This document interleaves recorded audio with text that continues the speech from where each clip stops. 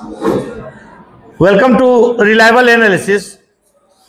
I am Dr. Ashok Kumar, going to explain third chapter of History Class 10. The name of the chapter is The Making of a Global World. The Making of a Global World. और इस chapter का आज second class हम लोग का यानी second video आपके समक्ष ये मिलेगा। इस चैप्टर का एक क्लास इसमें पढ़ा चुके हैं और उसमें फर्स्ट वीडियो आपको रिलीज किया जा चुका है। तो आज जो है सेकंड टॉपिक हम लोग को पढ़ना है 19th century, the 19th century 1815 to 1914। इस चैप्टर में हम लोग को पढ़ना है कि 19th सेंचुरी में यानी 1815 यानी वियना कांग्रेस के समय से लेकर के 1914 यानी फर्स्ट वर्ल्ड वॉर के बिगिनिंग तक कौन सी घटनाएं संसार में हुई जिसके चलते वर्ल्ड ग्लोबल हुआ। आफ्टर द वियना कांग्रेस या वियना कॉन्फ्रेंस ऐसी कौन कौन सी घटनाएं हुई जिसके चलते वर्ल्ड एक दूसरे से जुड़ गया, वर्ल्ड में लोगों का फ्लो हुआ, ट्रेड का डेवलपमेंट हुआ या माइग्रेशन हुआ लोगों का, यानी किसी भी प्रकार से वर्ल्ड ग्लोबल हुआ। ऐसे कौन कौन से फैक्टर थे, कौन कौन सी घटनाएं थी, इन सभी बातों को आज हम लोग स्टडी करेंगे। लेकिन सबसे पहले आपसे आग्रह है कि आप इस एजुकेशनल चैनल को सब्सक्राइब करें ताकि इसके सभी एजुकेशनल वीडियोज आप तक आसानी से पहुंच सके। तो 19th सेंचुरी में ऐसी कौन सी घटनाएं थी जिसने वर्ल्ड को ग्लोबल बनाया, विश्व को एक दूसरे भागों से, विश्व के विभिन्न भागों को एक दूसरे से जोड़ा। तो इसके अंतर्गत है कि the world changed profoundly in 19th century. Economic field में पॉलिटिकल, सोशल, कल्चरल और technological factors were responsible for making of a global world. 19th century में इकोनॉमिक, पॉलिटिकल, सोशल, कल्चरल और टेक्नोलॉजिकल फैक्टर्स रिस्पॉन्सिबल थे जिसके interaction के चलते, जिसके कारण से वर्ल्ड ग्लोबल हुआ। सोसाइटीज को, संसार के विभिन्न भागों की सोसाइटीज को, विभिन्न देशों की सोसाइटीज को जिसने ट्रांसफॉर्म कर दिया, परिवर्तित कर दिया और एक्सटर्नल रिलेशन को रीशेप किया, तब तो वर्ल्ड ग्लोबल हो सका। यानी संसार के विभिन्न देशों के लोग एक दूसरे से जुड़ गए। तो ऐसा कौन सा इकोनॉमिक फैक्टर था, ऐसा कौन सा पॉलिटिकल कारण था, ऐसा कौन सा सोशल इशू था, कल्चरल या टेक्नोलॉजिकल इशू था जिसके चलते पूरा वर्ल्ड एक घरौंदा बन गया। वर्ल्ड के डिफरेंट कंट्रीज के लोग एक दूसरे से इंटरकनेक्टेड हो गए। इसी को तो कहा जाता है making of a global world. सबसे पहली बात है कि 19th सेंचुरी में इकोनॉमिस्ट ने 3 टाइप्स ऑफ मूवमेंट को आइडेंटिफाई किया है। Economist identify 3 types of movement और flows within international economic exchanges. 3 types of movement या फ्लो। ये 3 टाइप्स ऑफ मूवमेंट कौन है? तो फर्स्ट टाइप का मूवमेंट है ट्रेड का फ्लो। 19th सेंचुरी में ट्रेड के कारण से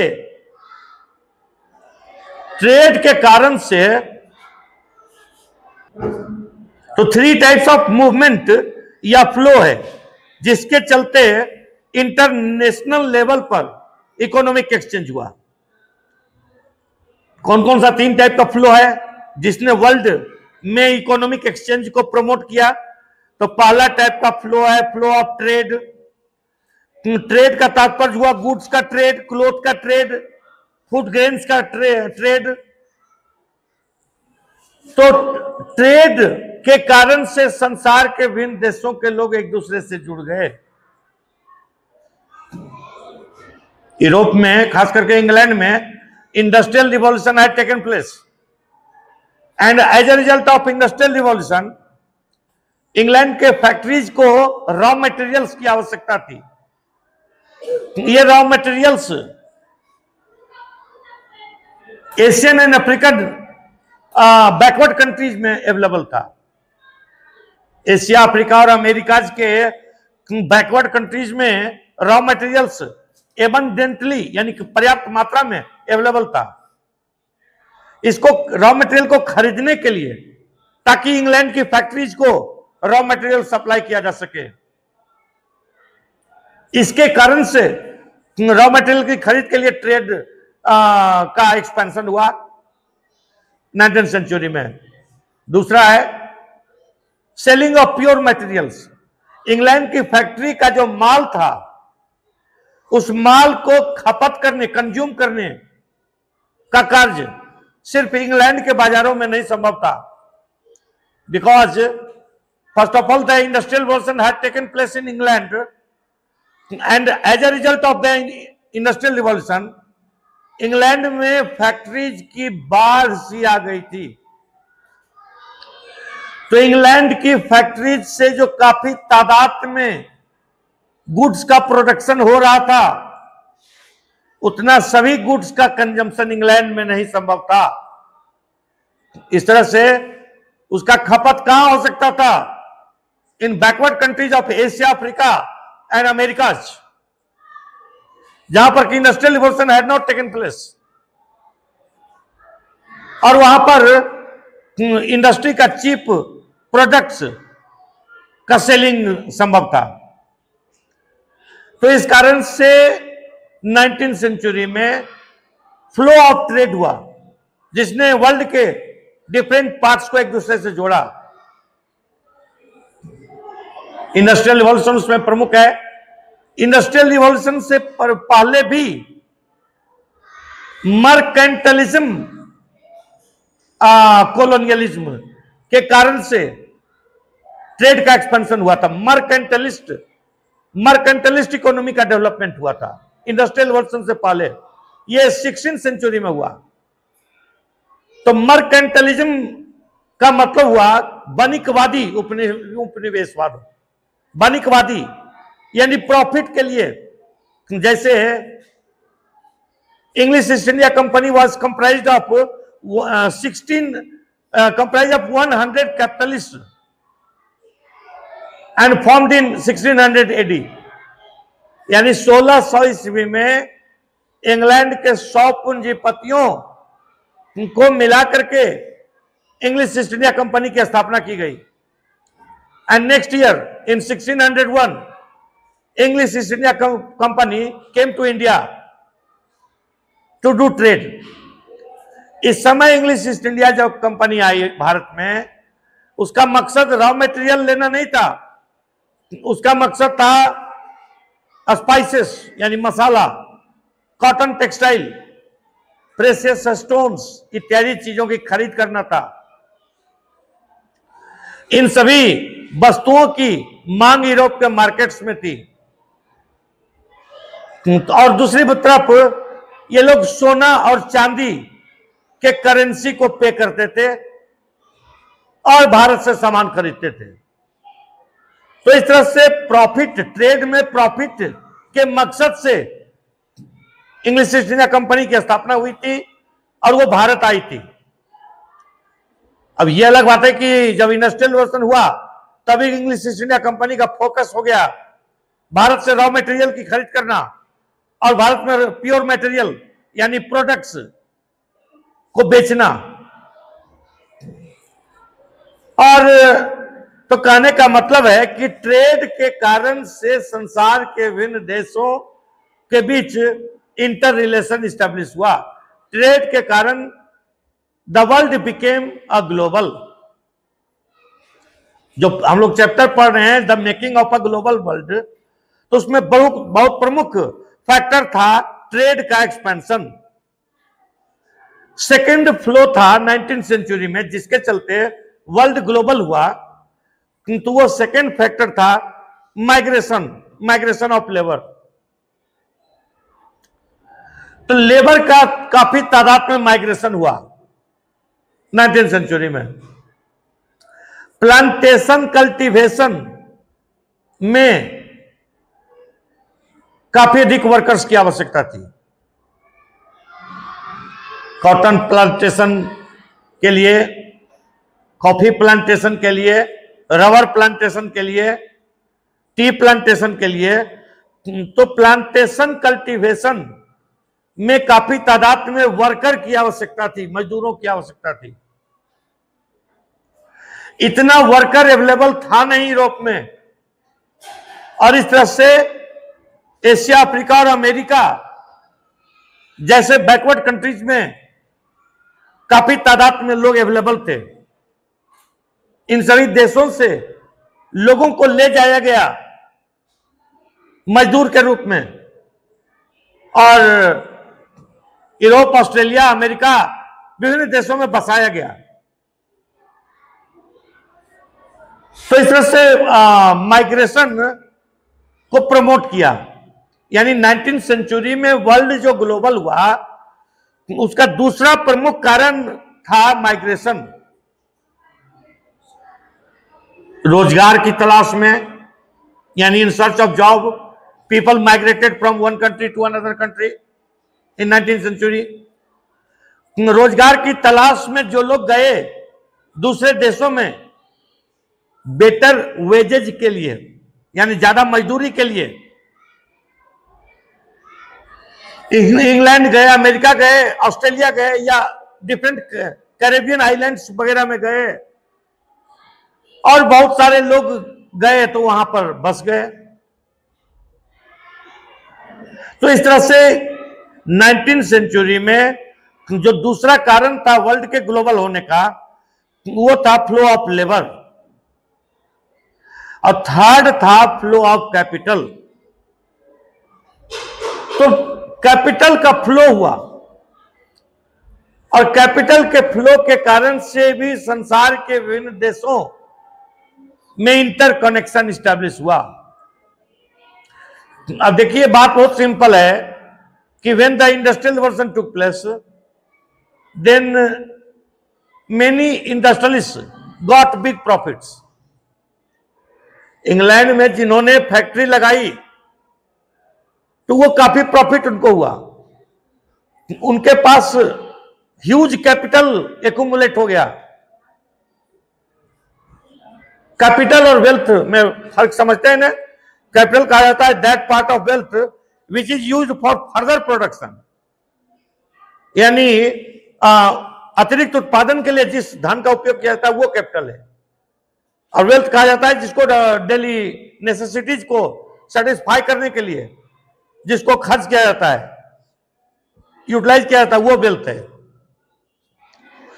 तो इंग्लैंड में जब इंडस्ट्रियल रिवॉल्यूशन हुआ तो इंडस्ट्रियलिस्ट के पास ह्यूज कैपिटल एक्यूमुलेट हो गया। अब सवाल है कि उस कैपिटल को वो कहां इन्वेस्ट कर सकते थे फॉर फर्दर प्रॉफिट को और बढ़ाने के लिए उस कैपिटल को कहां इन्वेस्ट कर सकते थे? एक मिनट, आप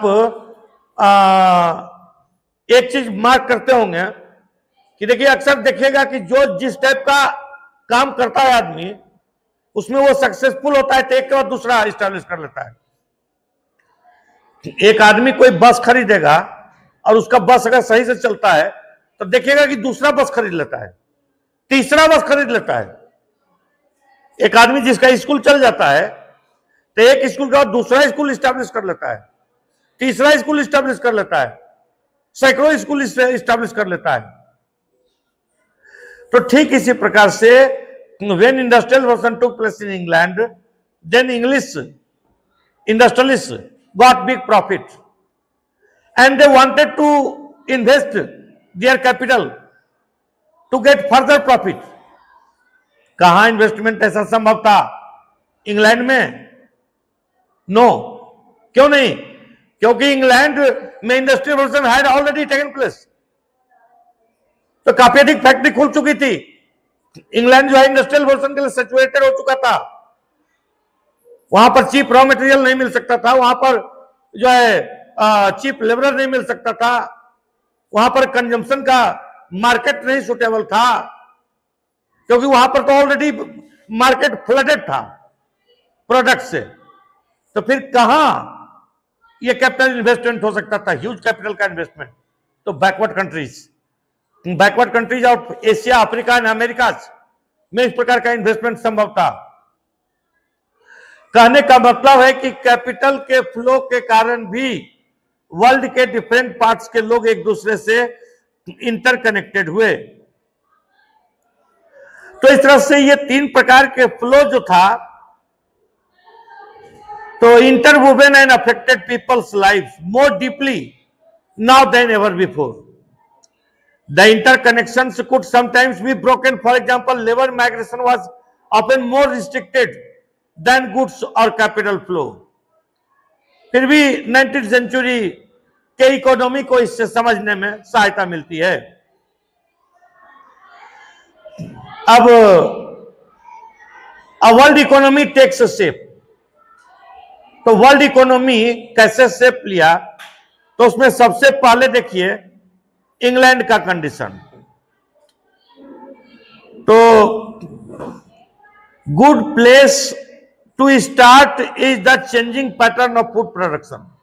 जब फूड प्रोडक्शन और कंजम्पशन का पैटर्न में कैसे चेंज आया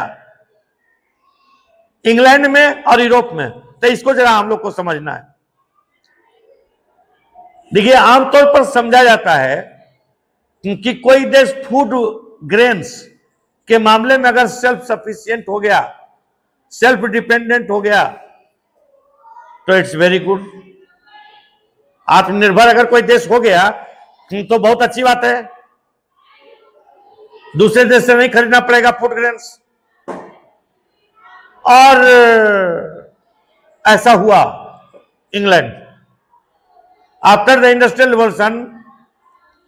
क्या हुआ कि इंग्लैंड सेल्फ सफिशिएंट हो गया, लेकिन यहां पर तो कहानी उल्टा हो गया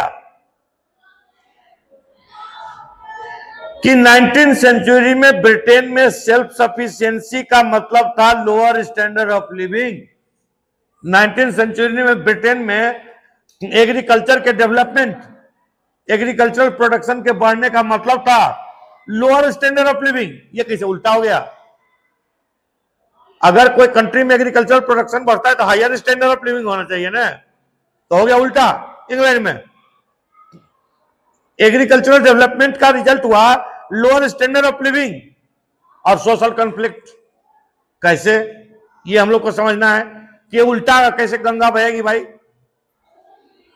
ये उल्टी गंगा कैसे बह सकती है कि जब एग्रीकल्चरल डेवलपमेंट होगा, जब मोर फूड प्रोडक्शन होगा, सेल्फ सफिशिएंसी आ जाएगी इंग्लैंड में, तो फिर सोशल कॉन्फ्लिक्ट क्यों होगा, फिर लोअर स्टैंडर्ड ऑफ लिविंग क्यों होगा? तब इसका देखिए समझिए कारण कि एग्रीकल्चरल डेवलपमेंट और इंडस्ट्रियल डेवलपमेंट, इंडस्ट्रियल रिवॉल्यूशन के बाद लोगों के पास पैसा हो गया, लोगों के पास खाने पीने का, कंजम्पशन करने की कोई कमी नहीं थी, और नतीजा हुआ कि लोगों के पास पैसा था, ज्यादा से ज्यादा फूड ग्रेन्स को लोग खरीदे, खाए, और नतीजा हुआ कि जनसंख्या में वृद्धि हुई। तो इंग्लैंड की और यूरोप की जनसंख्या में काफी तेजी से 19th सेंचुरी में वृद्धि हुई। लोगों के पास समृद्धि, प्रोस्पेरिटी रहती है तो जनसंख्या में वृद्धि होती है, तो वृद्धि हुई। Urban centres expanded and industry grew, शहरों की संख्या में वृद्धि हुई, इंडस्ट्रियल डेवलपमेंट हुआ इंग्लैंड में। एग्रीकल्चरल प्रोडक्ट्स का डिमांड हाई हो गया और नतीजा हुआ कि एग्रीकल्चरल प्रोडक्ट्स का डिमांड हाई हुआ तो फूड ग्रेन का प्राइसेज बढ़ गया। गौर कीजिए बात को, एग्रीकल्चरल डेवलपमेंट भी हुआ, इंडस्ट्रियल डेवलपमेंट हुआ, लोगों का इनकम में वृद्धि हुई, लोग ज्यादा कंज्यूम करने लगे, ज्यादा फूड ग्रेन्स खरीद खरीद करके भरपेट खाने लगे। पहले जो लोग भूखे रहते थे, भूखे मरते थे, अब वे लोग भरपेट खाने लगे, यानी एग्रीकल्चरल प्रोडक्ट्स, ग्रेन्स इत्यादि की खपत बढ़ गई और नतीजा हुआ कि जो इकोनॉमिक्स का फॉर्मूला है वो लागू हो गया। Higher the demand, higher the demand, higher the price. होता है जी, इकोनॉमिक्स कहता है कि higher the demand, higher the price. जब इंग्लैंड में ज्यादा फूड ग्रेन्स का डिमांड होने लगा तो फूड ग्रेन्स की कीमतें बढ़ेगी ना, फूड ग्रेन्स की कीमतें बढ़ेगी तो इससे फायदा किसको होगा? फूड ग्रेन्स की कीमतें बढ़ेगी तो इससे फायदा होगा किसानों को, जो फूड ग्रेन्स का प्रोडक्शन करता है, और फूड ग्रेन्स की कीमतें बढ़ेगी तो इससे घाटा किसको होगा?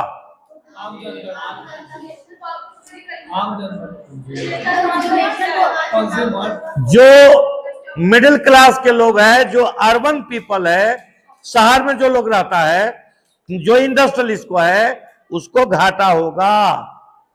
यानी सीधा सा कहिए सिंपल लैंग्वेज में कि जो आदमी अनाज खरीद करके खाता है उसको घाटा होगा और जो अनाज बेचता है उसको फायदा होगा।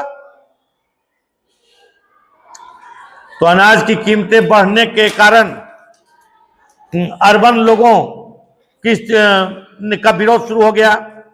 लेकिन जो लैंडेड एरिस्टोक्रेसी थी, जो लैंडलॉर्ड थे और जो कि फार्मर्स थे, उन लोगों का सरकार के ऊपर दबाव था कि सरकार को विदेशों से नहीं लाना है, अनाज इंपोर्ट नहीं करना है। तो under pressure from landed groups the government also restricted the import of. तो किसानों के दबाव में, लैंडेड एरिस्टोक्रेसी के दबाव में, लैंडलॉर्ड के दबाव में गवर्नमेंट ने इंपोर्ट नहीं किया। एक मिनट, इंपोर्ट के ऊपर रिस्ट्रिक्शन लगा दिया गवर्नमेंट ने फूड ग्रेन्स के। फूड ग्रेन्स के देखिए, एक तरफ कंजम्पशन ज्यादा है, डिमांड हाई है फूड ग्रेन्स का, और गवर्नमेंट ने फूड ग्रेन्स को इंपोर्ट करने के ऊपर भी रोक लगा दिया। अगर इसका कीमत सरकार कम करना चाहती तो क्या उपाय था कि दूसरे देश से फूड ग्रेन्स को इंपोर्ट कर लेती। दूसरे देश से अगर सरकार फूड ग्रेन्स को इंपोर्ट कर लेती तो अनाज की कीमतें इंग्लैंड में कम जाती, कम थी ना। जैसे 100 रुपये क्विंटल, अगर मान लिया कि इंग्लैंड में कोई फूड ग्रेन अवेलेबल था और वो रसा में, ऑस्ट्रेलिया में, कनाडा में वो 50 रुपए क्विंटल अवेलेबल था, तो गवर्नमेंट 50 रुपए क्विंटल खरीद करके और अपने कंट्री में, इंग्लैंड में, उसको अगर मार्केट में सप्लाई कर देती तो उस फूड ग्रेन का कीमत इंग्लैंड में भी गिरता नहीं, फॉल करता। लेकिन लैंडेड एरिस्टोक्रेसी के दबाव में, लैंडलॉर्ड्स के दबाव में, फार्मर्स के दबाव में इंग्लैंड की सरकार ने इंपोर्ट को रिस्ट्रिक्ट कर दिया, यानी दूसरे देश से अनाज नहीं मंगाना है। नतीजा क्या होगा कि अनाज की कीमतें और ज्यादा बढ़ जाएगी ना। अनाज की कीमतें बढ़ गई, अब इसका परिणाम होगा कि जो अर्बन ड्वेलर्स होगा, जो शहरों के निवासी होगा, जो मिडिल क्लास के लोग होगा, जो वर्कर क्लास के लोग होगा, जो इंडस्ट्रियल लोग होंगे, उन लोगों को तो इससे दिक्कत होगी। है उसका जितना कमाएगा सब पैसा तो अनाज खरीदने में चला जाएगा, तो दूसरा क्या काम करेगा। और इस तरह से ऐसे लोगों ने सरकार का विरोध करना शुरू कर दिया। तो कॉर्न का इंपोर्ट जो इंग्लैंड की सरकार ने रोका था, उसके लिए इंग्लैंड में कानून था, इसका नाम था कॉर्न लॉ। कॉर्न माने अनाज, कॉर्न लॉ एक कानून था जिसके तहत इंग्लैंड की सरकार ने कॉर्न यानी अनाज के इंपोर्ट को रिस्ट्रिक्ट किया था। अब ये अर्बन ड्वेलर्स ने, इंडस्ट्रियलिस्ट ने, मिडिल क्लास के लोगों ने विरोध किया और कहा कि कॉर्न लॉ को स्क्रैप कर दीजिए, कॉर्न लॉ को डिसॉल्व कर दीजिए, कॉर्न लॉ को भंग कर दीजिए। कॉर्न लॉ को भंग करने का क्या परिणाम होगा कि दूसरे देशों से इंपोर्ट होने लगेगा कॉर्न का, कॉर्न मतलब अनाज, कॉर्न का दूसरे देशों से इंपोर्ट होने लगेगा। तो कॉर्न का जब दूसरे देशों से इंपोर्ट होगा तो इसका रिजल्ट क्या होगा? मार्केट में कॉर्न का प्राइस बढ़ेगा कि घटेगा? घटेगा। मार्केट में प्राइस घटेगा कॉर्न का, फूड ग्रेन्स का, और प्राइस जब घटेगा मार्केट में तो इससे घाटा किसको होगा? फार्मर्स को। और फायदा किसको होगा? जो मिडिल क्लास के लोग हैं, जो अर्बन लोग हैं, जो शहरी लोग हैं, जो इंडस्ट्रीज लोग हैं, ऐसे लोगों को फायदा होगा। अब नतीजा हुआ कि कॉर्न लॉ को जब स्क्रैप कर दिया गया, जब इसको डिसॉल्व कर दिया गया कॉर्न लॉ को, तो जो किसान थे वे तो बेमौत मारे जाने लगे, वो तो भूखे मरने लगे। अब ऐसे लोगों ने कहा कि खेती में तो कोई प्रॉफिट है ये नहीं है, तो खेती छोड़ छोड़ करके लोग शहरों की तरफ माइग्रेट करने लगे। समझ रहे बात को? अब शहरों में बाढ़ आ जाएगी माइग्रेंट्स की। शहरों में, दूसरे देशों में कुछ लोग सी पार करके अमेरिका जाना चाहते थे, क्योंकि अमेरिका में काफी अपॉर्चुनिटी थी, नेचुरल और मिनरल रिसोर्सेज से भरा पड़ा था। तो इस तरह से कॉर्न लॉ को ब्रिटिश सरकार ने रद्द कर दिया, स्क्रैप कर दिया। लेकिन कॉर्न लॉ को स्क्रैप करने से जो है काफी तादाद में लोगों का माइग्रेशन शुरू हो गया। Population growth from late 18th century had increased the demand for food grains in Britain. As urban centers expanded and industry grew, the demand for agricultural products went up, pushing up food grain prices. Under pressure from landed groups, the government also restricted the import of corn. The laws allowing the government to do this were commonly known as the corn law. यहां पर देखिए important question है, आपको अक्सर पूछता है corn law पर question. तो unhappy with high food prices, industrialist and urban dwellers forced the abolition of corn laws.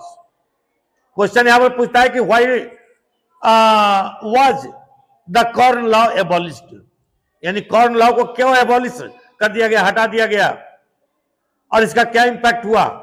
तो इसका इंपैक्ट अब देखिए कि कॉर्न लॉ जब एबोलिश हो गया, स्क्रैप हो गया, तो इस तरह से फॉरेन कंट्रीज से सस्ता सस्ता फूड अब आने लगा इंग्लैंड।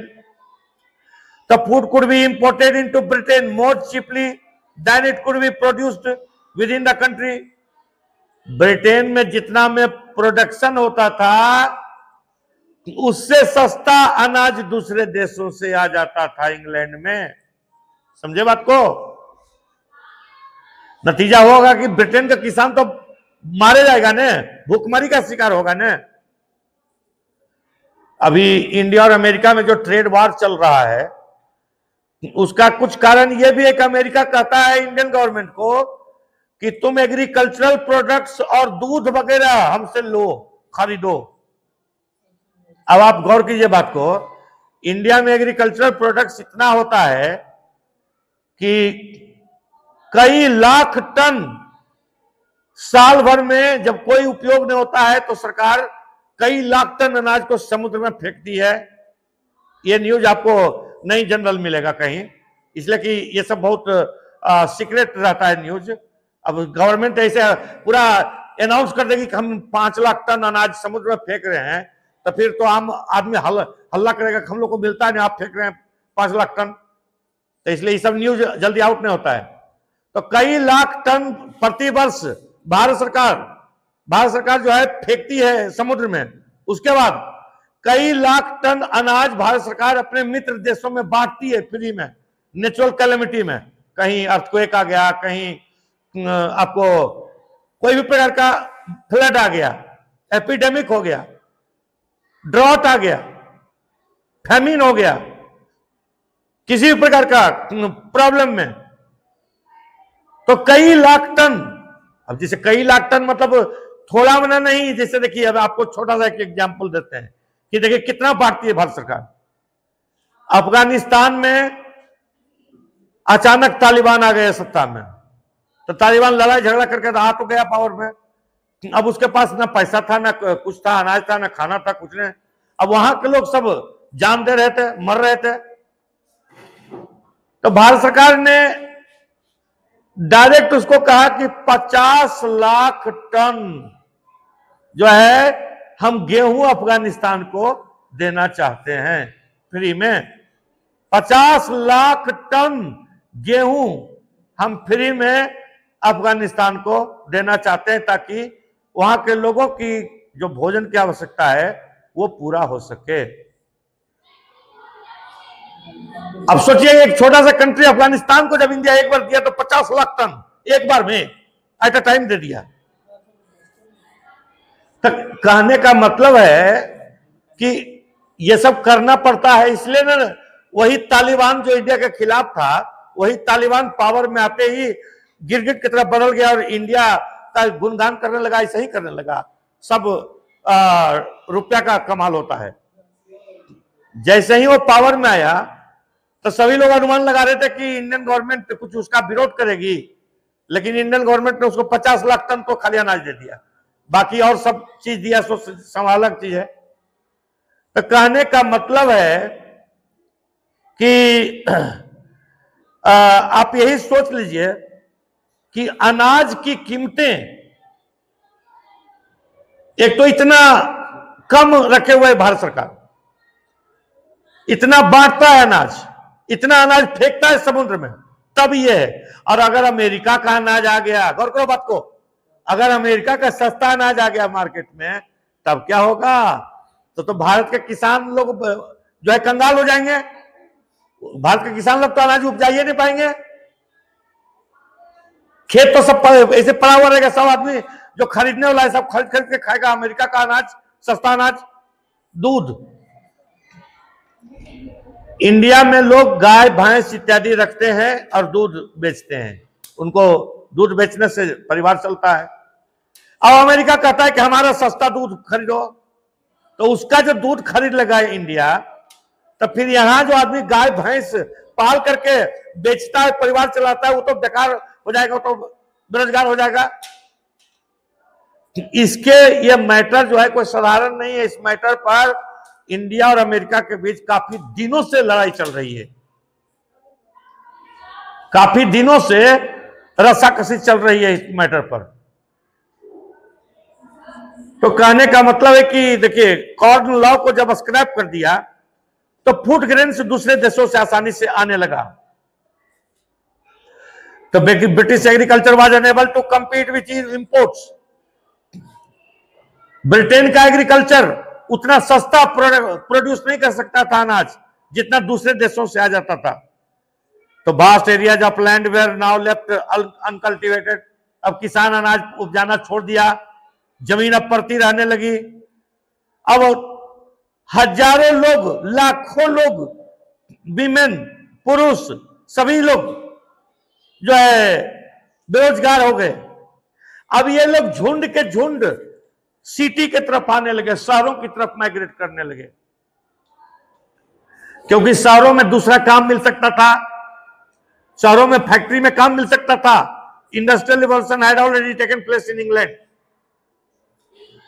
तो इस तरह से from the mid 19th century faster industrial growth in Britain also led to higher income and therefore more food imports around the world. In Eastern Europe, रसा, अमेरिका, ऑस्ट्रेलिया, तो जहां पर इंग्लैंड में खेती कम हो गई, वहीं रूस, अमेरिका, ऑस्ट्रेलिया जैसे देशों से अनाज अब इंग्लैंड में आने लगा।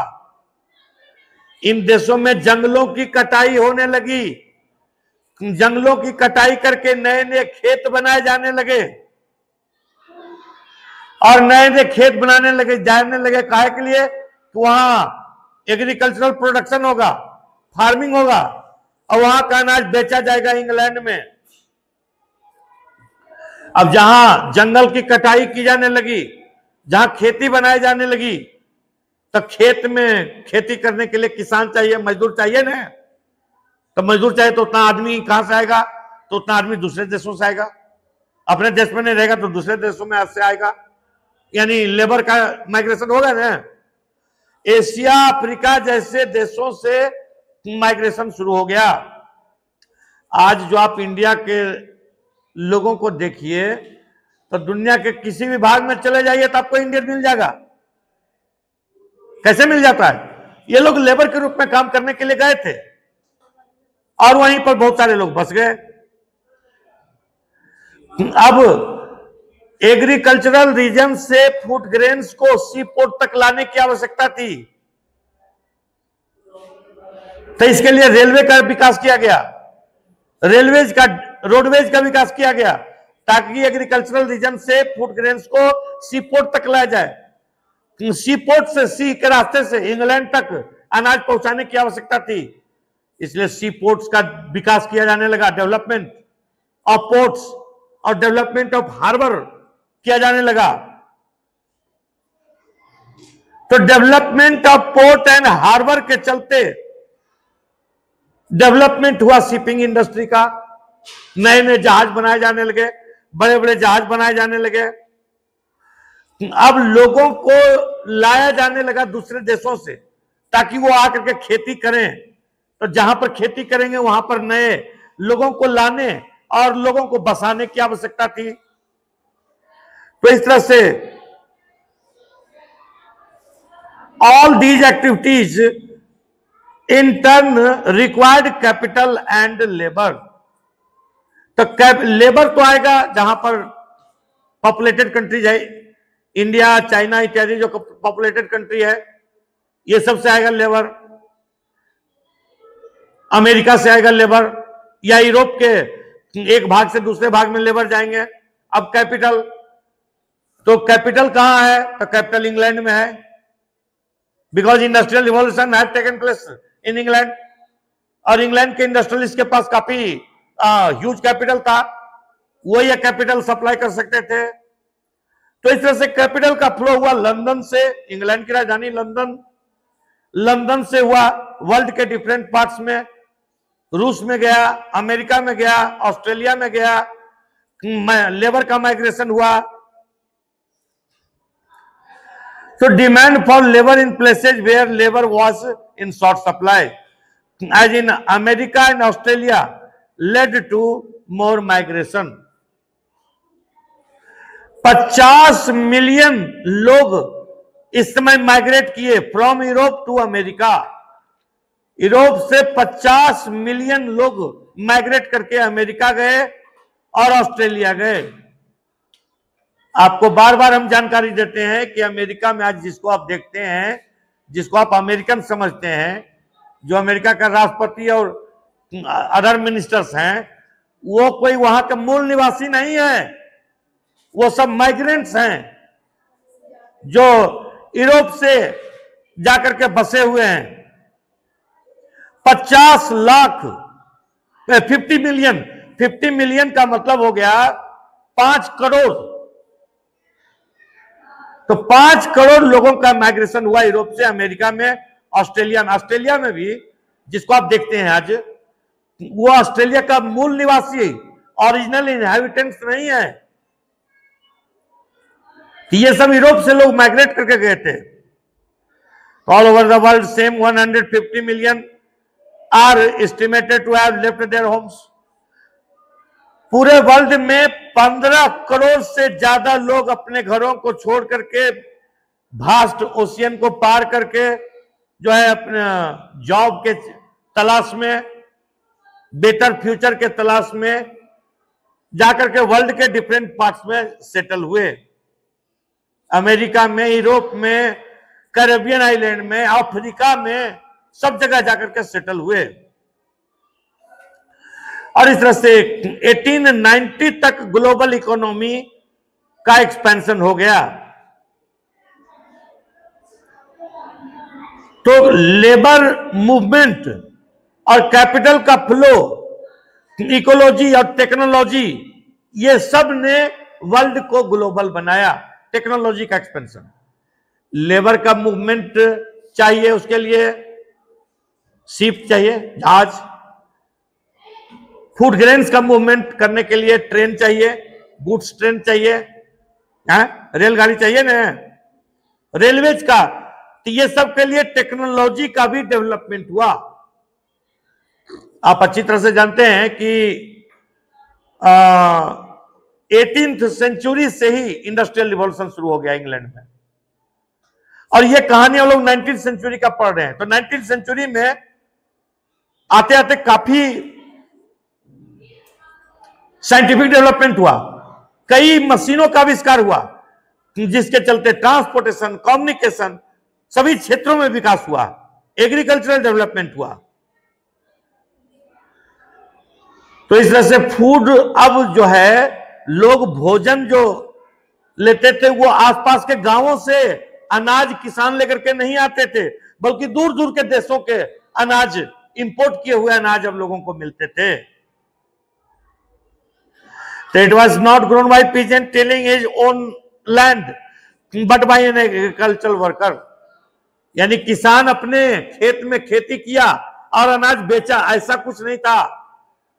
लेबर खेती करता था, किसी और देश में खेती करता था, वो अनाज आता था यूरोप में, इंग्लैंड में।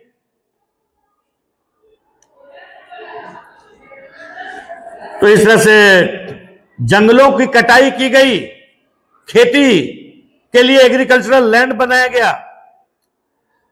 तो farm that only a generation ago had most likely been a forest, यानी कुछ दिनों पहले जहां पर जंगल था, अब वो एग्रीकल्चरल लैंड बन गया, वहां पर खेती होने लगी, लेबरर के द्वारा खेती होने लगी, और वहां से अनाज जो है एक्सपोर्ट किया जाता था।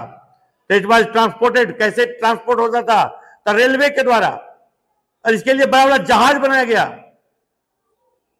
पोर्ट्स का निर्माण किया गया, जो छोटे पोर्ट थे उसका विकास किया गया और उसको बिग पोर्ट्स में कन्वर्ट किया गया, हार्बर का निर्माण किया गया। तो इस तरह से Europe, Asia, Africa, Caribbean islands सब एक दूसरे से जुड़ गए। अब देखिए इसमें 19th सेंचुरी में एक इंडिया का भी एग्जांपल लीजिए। इंडिया का भी वेस्ट पंजाब, तो द ब्रिटिश इंडियन गवर्नमेंट ने यहां पर कैनाल का निर्माण किया, अनाज की कमी को पूरा करने के लिए यहां कैनाल यानी नहर का निर्माण किया। नहर के आसपास किसानों को बसाया गया, इसको कैनाल कॉलोनी के नाम से जाना गया। The Indian government built a network of irrigation canals to transform semi desert west, जो सुखाड़ वाला एरिया था वेस्ट पंजाब में, वहां पर सिंचाई करके फूड ग्रेन्स प्रोड्यूस करने के लिए कैनाल यानी नहर बनाया गया, और वहां पर लोगों को बसाया गया खेती करने के लिए डेजर्ट टाइप के क्षेत्रों में। कौन कौन चीज? तो व्हीट और कॉटन। व्हीट खाने के काम में आएगा, और कॉटन इंग्लैंड में जो इंडस्ट्रीज स्टैब्लिश हुई थी, अरे इंडस्ट्रियल रिवॉल्यूशन जब हुआ था तो इंग्लैंड में फैक्ट्री लगी, और फैक्ट्री लगी तो ज्यादातर फैक्ट्रीज किस चीज की थी? कॉटन टेक्सटाइल की। उस समय के लोगों को कार नहीं चाहिए था, उस समय के लोगों को कोई आईफोन की जरूरत नहीं था, लेकिन कपड़ा का जरूरत तो था। कितना भी गरीब आदमी था तो बिना कपड़ा के तो नहीं रह सकता था, तो इसलिए कपड़ा हर कोई खरीदता था। इसलिए इंडस्ट्रियल रिवॉल्यूशन हुआ तो सबसे पहले कॉटन टेक्सटाइल में हुआ और आयरन एंड स्टील इंडस्ट्री में हुआ, क्योंकि मशीन बनता था लोहा से, मशीन और अदर टूल्स यानी औजार बनता था वो लोहा से, इसलिए इंडस्ट्रियल रिवॉल्यूशन हुआ। तो आयरन एंड स्टील इंडस्ट्री में भी हुआ, माइनिंग में हुआ, क्योंकि माइनिंग से कोयला इत्यादि प्राप्त होता था। तो इस तरह से पंजाब में कैनाल का निर्माण किया गया, canal colonies, the areas irrigated by the new canals were called, जिन लोगों को, किसानों को बसाया गया वहां पर कैनाल के आसपास खेती करने के लिए, तो इस प्रकार से एक कॉलोनी बन गया, इसको कैनाल कॉलोनी के नाम से जाना गया। ये वेस्ट पंजाब इंडिया की बात है। तो settled bye peasants from other parts of Punjab, लेकिन वहां पर कैनाल कॉलोनी में जिन किसानों को बसाया गया वो वहां के लोकल नहीं थे, बल्कि पंजाब के विभिन्न क्षेत्रों से किसानों को ला करके वहां बसाया गया कि तुम ये डेजर्ट टाइप का जो एरिया है इसमें खेती करो, खेती करके अनाज उपजाओ, और जो अनाज जरूरत होगा इंग्लैंड भी ले जाया जाएगा, और जो कॉटन होगा वो कॉटन इंग्लैंड की सरकार खरीद करके इंग्लैंड के इंडस्ट्रीज को सप्लाई करेगी।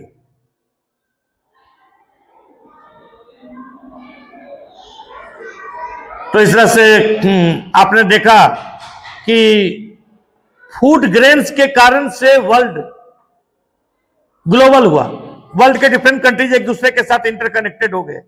इसी तरह से अन्य जैसे कॉटन की आवश्यकता है, रॉ कॉटन, उसके लिए भी वर्ल्ड के लोग एक कंट्री के लोग दूसरे कंट्री से इंटरैक्ट हुए। ये तो इंडस्ट्रियल रिवॉल्यूशन के बाद का कहानी है। इंडस्ट्रियल रिवॉल्यूशन के पहले मर्केंटलिज्म के कारण से, यानी वणिकवादी उद्देश्यों के कारण से, यानी व्यापार में प्रॉफिट के चलते भी संसार के विभिन्न देशों के लोग एक दूसरे से इंटरकनेक्टेड हुए। आपको बताए थे कि इंग्लिश ईस्ट इंडिया कंपनी का इस्टेब्लिशमेंट 1600 में इसीलिए हुआ था, ट्रेड में प्रॉफिट के लिए हुआ था, और अगले साल 1601 एडी में English East India Company Bharat आई थी। तो रबर का इसी प्रकार से प्रोडक्शन होने लगा। Rapidly did regional specialisation in the production of commodities develop that between 1820 and 1914। तो इस तरह से इसका परिणाम यह हुआ कि वर्ल्ड के ग्लोबल होने से, संसार के विभिन्न देशों के लोगों के एक दूसरे से कनेक्ट हो जाने से परिणाम क्या हुआ कि वर्ल्ड ट्रेड 25 गुना से लेकर के 40 गुना तक बढ़ गया। वर्ल्ड ट्रेड 25 गुना से लेकर के 40 गुना तक वर्ल्ड ट्रेड में वृद्धि हुई।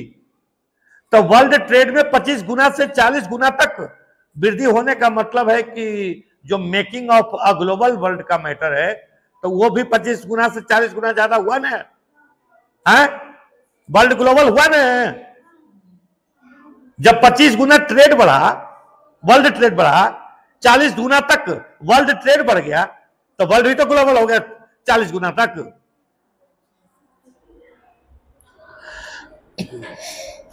60%, लेकिन ये जो वर्ल्ड ट्रेड था इसमें प्राइमरी प्रोडक्ट्स का रोल था। प्राइमरी प्रोडक्ट्स यानी एग्रीकल्चरल प्रोडक्ट्स जैसे व्हीट और कॉटन यानी कपास।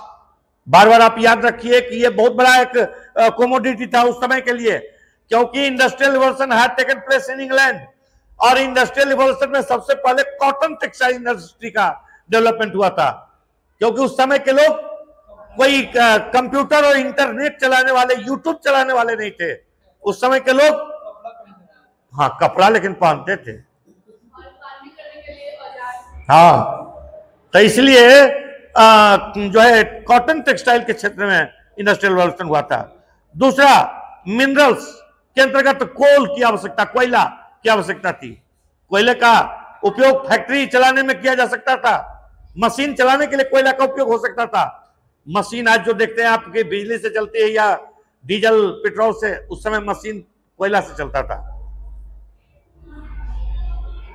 अब देखिए, वर्ल्ड को ग्लोबल बनाने में टेक्नोलॉजी ने भी काफी इंपॉर्टेंट रोल प्ले किया। तो टेक्नोलॉजी के डेवलपमेंट के चलते रेलवेज का डेवलपमेंट हुआ, वाटरवेज यानी स्टीमशिप्स, स्टीमर इत्यादि का डेवलपमेंट हो सका, जिससे एक क्षेत्र के लोग दूसरे क्षेत्रों तक आसानी से आ जा सकते थे, माल की ढुलाई आसानी से हो सकती थी। तो colonisation stimulated new investments and improvements in transport. तो कोलोनाइजेशन के कारण भी, यानी एक शक्तिशाली देश दूसरे देशों पर जो कब्जा कर लेता था, इसको कोलोनाइजेशन कहा जाता था। समझे? कोई एक शक्तिशाली देश दूसरे कमजोर देश पर कब्जा कर लेता था या उसके ट्रेड को अपने कंट्रोल में कर लेता था, इसको कोलोनाइजेशन कहा जाता था।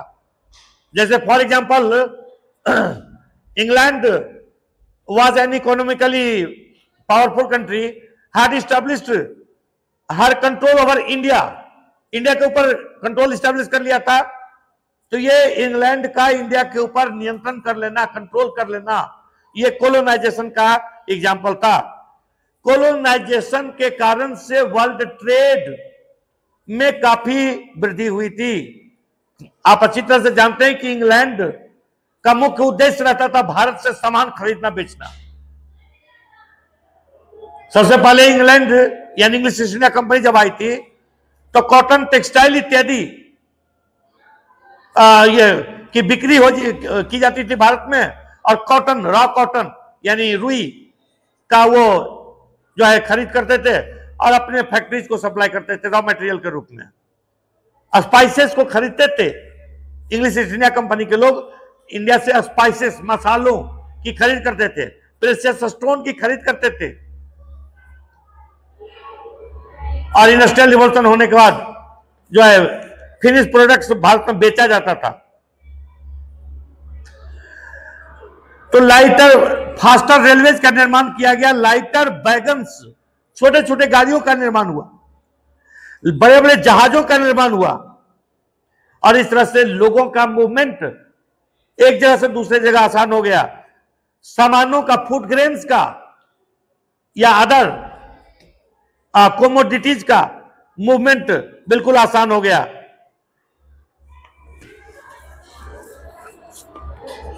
अब इसके अंतर्गत देखिए एक एग्जाम्पल है आपको कि रेफ्रिजरेटेड शिप्स का आविष्कार हो गया।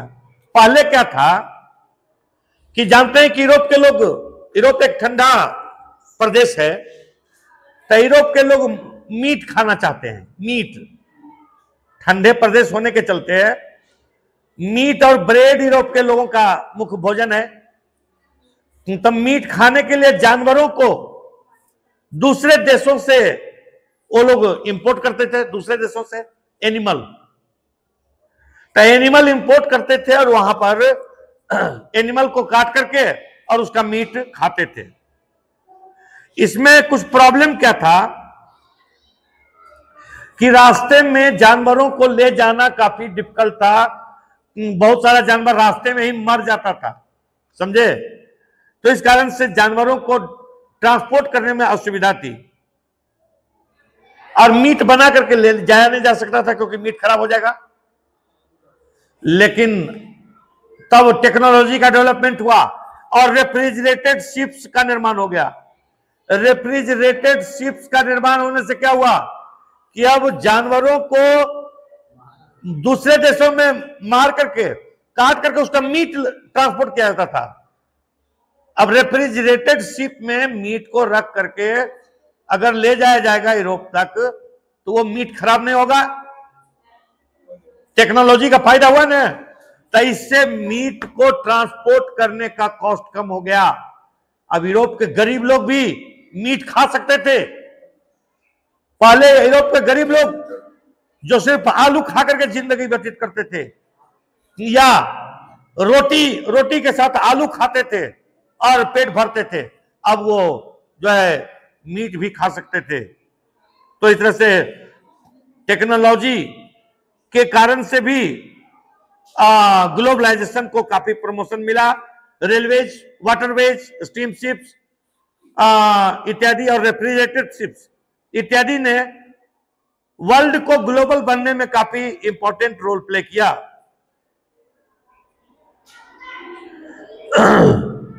तो now animals were slaughtered for food at the starting point, यानी रेफ्रिजरेटेड शिप के आविष्कार के बाद क्या हुआ कि अमेरिका, ऑस्ट्रेलिया और न्यूजीलैंड में जानवरों को स्लाउटर किया जाता था, काटा जाता था, और तब उसका मीट ट्रांसपोर्ट किया जाता था, फ्रोजन मीट रेफ्रिजरेटेड शिप्स में।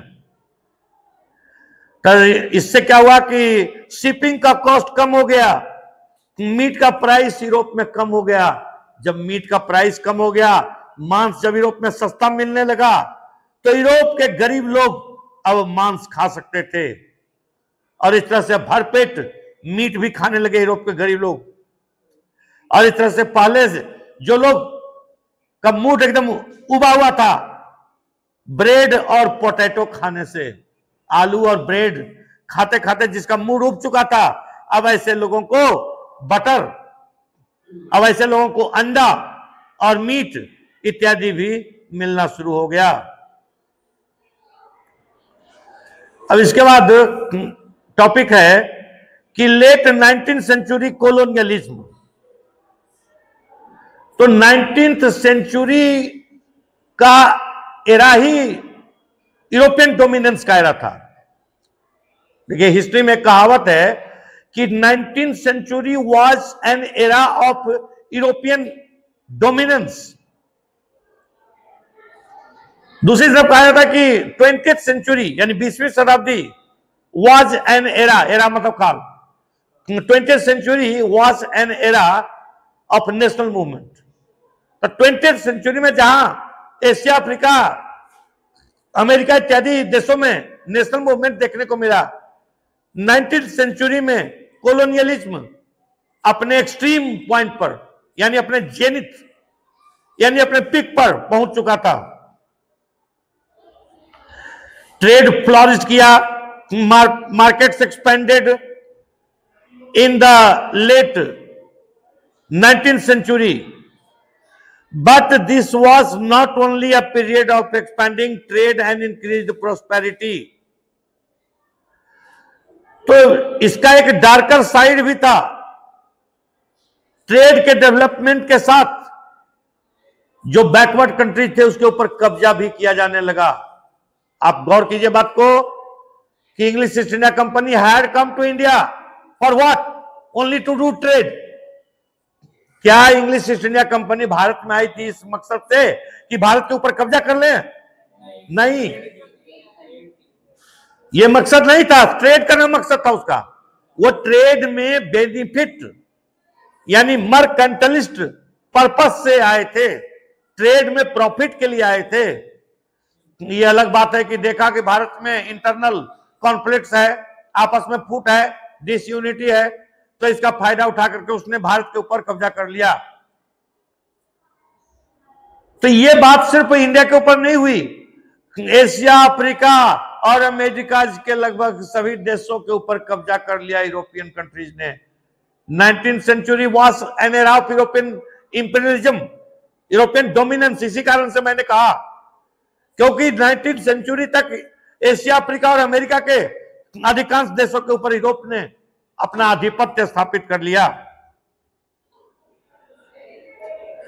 तो many parts of the world expansion of trade and a close relationship with the world economy also mean the loss of freedom. तो जिन देशों के ऊपर कब्जा कर लिया गया यूरोप के देशों के द्वारा, उन देशों के लोगों को अपनी स्वतंत्रता गंवानी पड़ी। यानी ट्रेड के डेवलपमेंट के कारण, यानी making of a global world के कारण लोगों को अपनी स्वतंत्रता गंवानी पड़ी। जैसे भारत में ही लीजिए, भारत में ब्रिटिश लोगों का अत्याचार था, एक्सप्लॉयटेशन था। भारत के लोगों को फंडामेंटल राइट्स भी नहीं देते थे, भारत के लोगों के ऊपर तानाशाही करते थे, भारत के लोगों के ऊपर तरह तरह का जुल्म अत्याचार करते थे। आपको बतलाए थे कि ब्रिटिश शासनकाल में एक अंग्रेज सिपाही तो दूर गया, एक भारतीय चौकीदार जब लाल पगड़ी सिर पर रख करके और गांव में घरों में घुस जाता था, तो लोग अपने घरों के जो है दरवाजे बंद कर लेते थे, डर से छिप जाते थे, और उसको जो पसंद आ जाता था उस चीज के ऊपर लाल धागा बांध देता था। जैसे मान लिया कि किसी का खस्सी देख लिया और वो खस्सी उसको खाने का मन हो गया, तो खस्सी के गला में लाल धागा बांध दिया। लाल धागा बांधने का मतलब हुआ कि अब वो खस्सी आप रखिए, लेकिन उसको आप ना खा सकते हैं ना बेच सकते हैं। वो जो लाल धागा बांधा है वही जिस दिन आएगा तो उस दिन उसको लेकर के जाएगा, पीट करके खाएगा। अगर लाल धागा कुछ ने बांध दिया मुर्गी में, बत्तख में, वो उसका हो गया। हाँ, इस प्रकार की तानाशाही थी ब्रिटिश शासनकाल में। तो कहने का मतलब हुआ कि 19वीं सेंचुरी में ट्रेड का एक्सपेंशन हुआ, वर्ल्ड ग्लोबल हुआ, और साथ ही साथ लोगों को अपनी स्वतंत्रता गंवानी पड़ी, लोग गुलाम होते चले गए। European conquest produced many painful economic, social and ecological changes through which the colonized societies were brought into world economy. तो कोलोनाइज्ड सोसाइटी, जिन देशों के ऊपर कब्जा था, जो कॉलोनीज थे, कॉलोनी मतलब एक कमजोर देश जिसके ऊपर दूसरे शक्तिशाली यूरोपीय देशों का कब्जा था, ऐसे लोग पूरे वर्ल्ड के कांटेक्ट में तो आए, लेकिन इसका परिणाम हुआ उनको अपनी स्वतंत्रता गंवानी पड़ी। आप जैसे एक एग्जांपल के तौर पर देखिए अफ्रीका का मैप। अफ्रीका के मैप को अगर आप देखिएगा तो आपको उसमें दिखाई पड़ेगा कि कई देशों का मैप एकदम स्ट्रेट है, एकदम स्ट्रेट लाइन। ऐसा कैसे हो सकता है? लैंड बाउंड्री जो होती है तो वो टेढ़ी मेढ़ी होती है जी, कहीं जमीन है, कहीं नदी है, कहीं पर पहाड़ है, तो टेढ़ा मेढ़ा होगा लैंड बाउंड्री। स्ट्रेट कैसे हो जाएगा? स्ट्रेट लाइन कहां से हो जाएगा? तो इसका कारण था कि जब प्रारंभ में जब यूरोप के देशों को अफ्रीका की जानकारी मिली थी, सबसे पहले अफ्रीका में गिनी की खोज हुई थी 1460 ईस्वी में। हाँ, वेस्ट कोस्ट ऑफ अफ्रीका में गिनी नाम के कंट्री की खोज हुई थी। तो प्रारंभ में तो लोग, यूरोप के लोग स्लेव ट्रेड करते थे, समझते थे कि अफ्रीका डार्क कंटिनेंट है, बैकवर्ड कंटिनेंट है, यहां कोई फायदा नहीं है, यहां ट्रेड वगैरह कुछ नहीं हो सकता है। तो अफ्रीका के लोगों को पकड़ करके लाते थे। पोर्तुगल की राजधानी लिस्बन में एक इंटरनेशनल स्लेव ट्रेड मार्केट था, और लिस्बन में उसको स्लेव बना करके बेचा जाता था। वो उसको स्लेव ट्रेडर जो है खरीद करके लाते थे और यूरोप और अमेरिका के लोगों को बेचते थे, आदमी को बेचते थे। यूरोप और अमेरिका के आदमी खरीदते थे अफ्रीका के लोगों को, स्लेव के रूप में खरीदते थे। जैसे जानवर हम लोग खरीदते हैं ना, बैल रखते हैं, कुत्ता रखते हैं, खरगोश को रखता है, ठीक उसी प्रकार से आदमी को खरीद करके रखते थे। आदमी से बिना पैसा दिए हुए, जैसे कुत्ता को आप पालते हैं तो थोड़ा ना खाना देते हैं, उसको रखे रहते हैं, उसी प्रकार से आदमी को कुछ खाना दे दिया, बाकी रखा। कोई भी काम कराना है तो मजदूरी तो देना नहीं है। ये था स्लेव ट्रेड। तो स्लेव ट्रेड में धकेल दिया था अफ्रीका के लोगों को। तो पहले तो स्लेव ट्रेड के नाम पर अफ्रीका के लोगों को जहाजों में कोयला की तरह, सब्जी की तरह जहाजों में ठूस करके भर दिया जाता था। 3-3 महीने लंबा जहाज की यात्रा करके यूरोप तक लोग पहुंचते थे। अफ्रीका के लोग, कितना स्लेव रास्ते में मर जाता था। तब मर जाता था तो उसको कोई किसी को गम नहीं था उसका। लोग समझते थे कि सामान लाते हैं तो कुछ सामान तो खराब होगा करेगा। जैसे सब्जी आप लाते हैं, सब्जी एक ट्रक भर करके खरीदे, तो एक ट्रक भर के कुछ सब्जी उसमें चुरा गया, खत्म हो गया, तो आपको चिंता नहीं होती कि एक ट्रक लाए तो कुछ तो माल खराब होगा ना। एक ट्रक आम आप मंगवाए तो कुछ आम उसमें पिचा गया, बह गया, तो आपको चिंता नहीं होगी कि एक ट्रक मंगवाए तो कुछ तो खराब होगा ना। उसी प्रकार आदमियों को भर करके लाया जाता था ट्रकों में, और जो मर जाता था सोचता था कि कुछ तो माल खराब होगा ना। इस तरह का अमानवीय व्यवहार, इन ह्यूमन ट्रीटमेंट किया जाता था अफ्रीका के लोगों के साथ। लेकिन जब कोस्टल रीजन में अफ्रीका के लोग मिलने बंद हो गए, स्लेव ट्रेड के लिए स्लेव मिलना कम हो गया, क्योंकि सबको तो पकड़ करके बेच दिया, तो कोस्टल रीजन में आदमियों का अभाव हो गया। तब अफ्रीका के इंटीरियर में यूरोप के लोग गए, और अफ्रीका के जब इंटीरियर में गए तब पता चला कि Africa was completely filled with natural and mineral resources. Natural और मिनरल रिसोर्सेज से भरा पड़ा है अफ्रीका। और तब यूरोप के लोग कहा कि नहीं, स्लेव ट्रेड नहीं, अरे तो नेचुरल रिसोर्सेज से भरा पड़ा है, यहाँ कोयला है, हीरा है, सोना है, चांदी है, सब कुछ है। सबसे पहले ये ना लूटो तो आदमी को पकड़ कर क्या करोगे? अब स्लेव ट्रेड छोड़ करके वहां जमीन पर कब्जा करने लगे और वहां से सोना कोयला लोहा सब निकाल करके ले जाने लगे। तब वहां पर माइनिंग करने के लिए मजदूर चाहिए ना, तो वहां से स्लेव को लेकर चल जाएगा यूरोप में, अमेरिका में, तो माइनिंग कौन करेगा? इसलिए स्लेव ट्रेड अब बंद हो गया। अब अफ्रीका पर ये लोग लड़ने लगे, यूरोप के लोग तो लड़ने लगे। तो 1885 में, गौर करो बात को, 1885 में यूरोप के इंपेरियलिस्ट कंट्री यानी पावरफुल यूरोपियन कंट्रीज का एक सम्मेलन हुआ जर्मनी की राजधानी बर्लिन में। इसमें हुआ कि अफ्रीका बहुत बड़ा है, काहे के लिए एक दूसरे से लड़ना, अपना मिलजुल करके अफ्रीका को बांट लो। और बहुत है, अरे तुम जितना चाहते हो लैंड पर कब्जा करना तुम्हारे लिए भी है, हम जितना चाहते हैं हमारे लिए भी है, तो लड़ना किस बात का? आपस में लड़ेंगे तो अफ्रीका पर कब्जा करने में दिक्कत होगी। यह बर्लिन कॉन्फ्रेंस था 1885। इसके बाद यूरोप के देशों ने आपसी समझौते किए, ऑफिस में बैठ करके कागज पर मैप को आपस में बांट लिया, मैप को ही बांट लिया, इतना तुम्हारा हुआ, इतना इसका हुआ, इतना मेरा हुआ। और इसी कारण से अफ्रीका के मैप में आप देखिएगा कि आपको दिखाई पड़ेगा का स्टेट स्केल और पेंसिल से खींचा हुआ मैप आपको दिखाई देता है, क्योंकि ये नेचुरल बाउंड्री नहीं है, ये आर्टिफिशियल बाउंड्री है।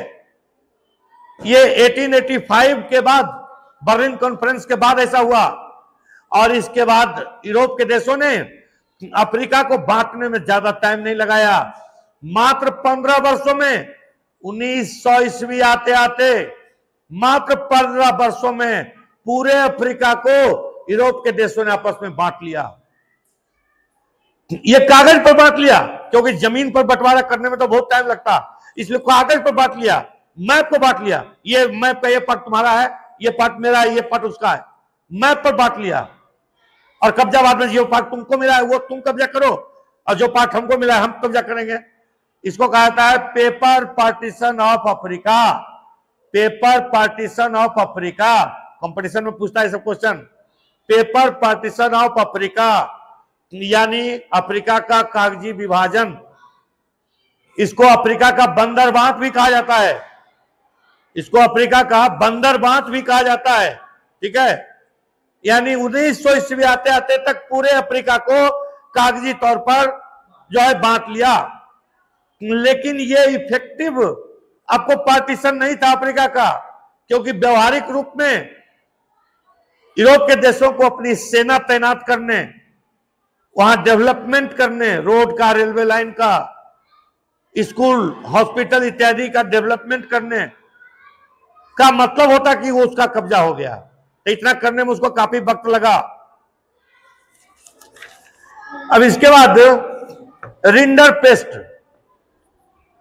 तो आज का ये लास्ट टॉपिक है कि वर्ल्ड को ग्लोबल बनाने में यहां तक कि पेस्ट यानी जर्म्स वगैरह का भी इंपॉर्टेंट रोल था।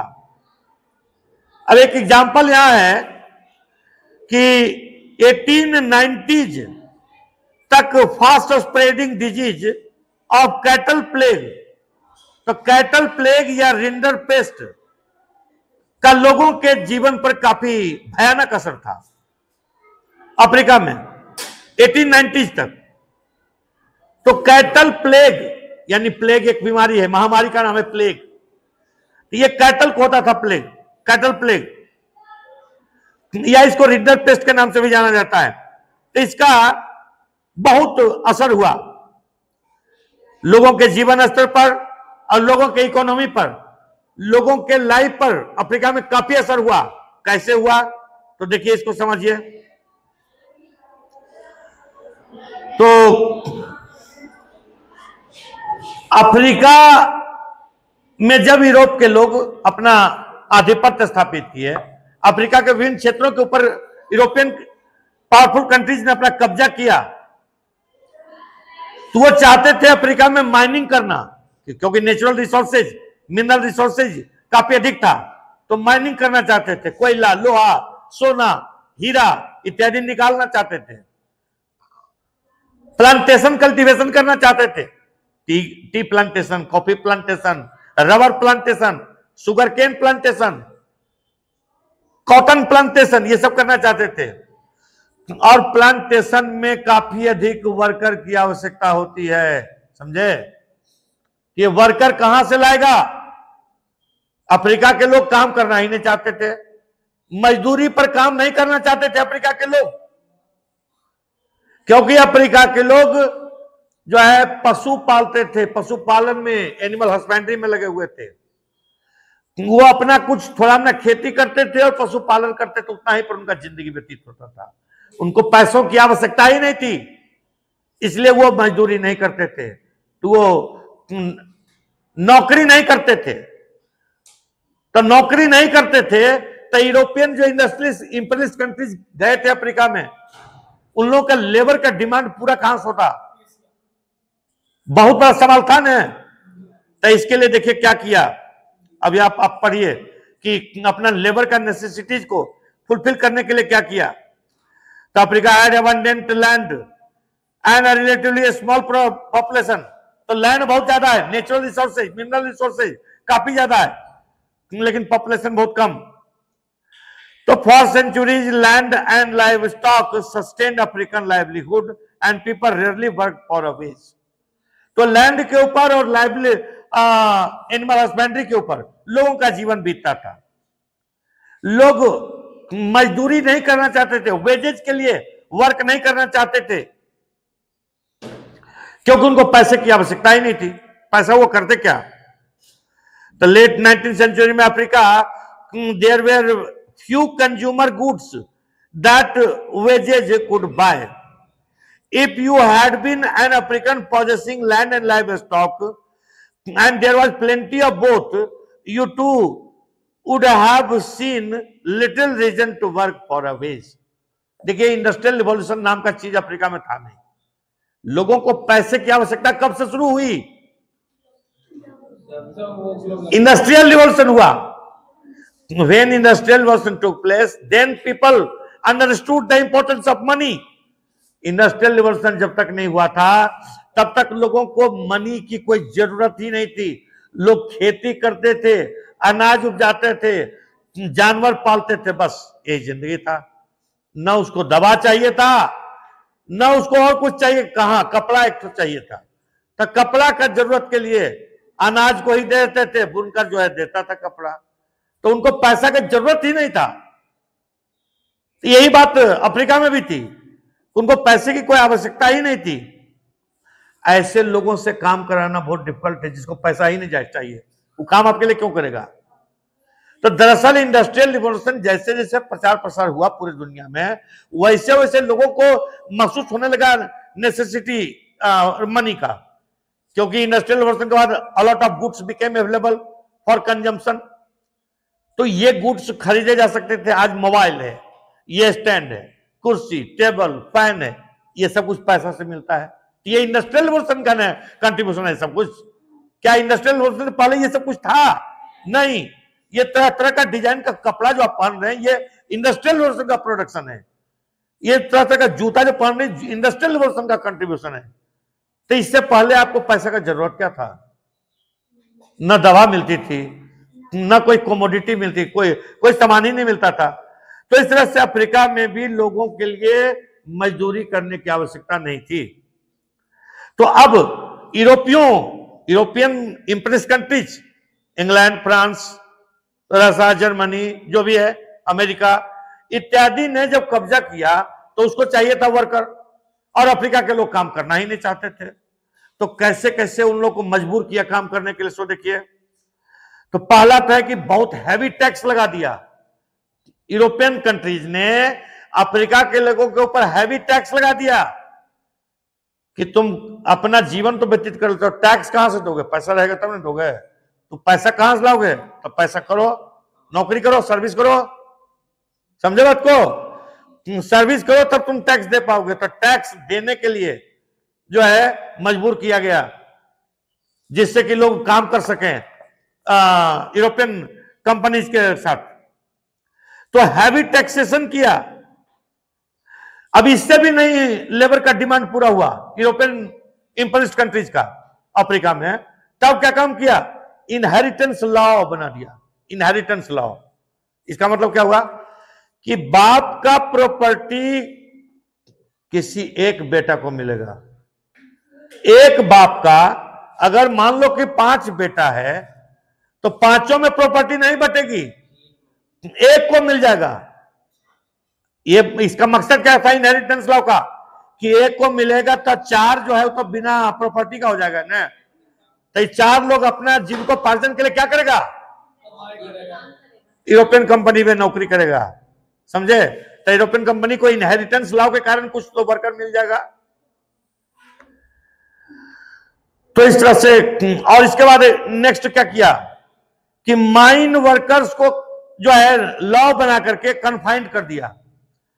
ये यानी नियम बना दिया गया कि जो माइंस में काम करने के लिए, कोल माइंस है, आयरन माइंस है, खान में काम करने के लिए जो आया वो बिना परमिशन के जा नहीं सकता था घर, समझे बात को।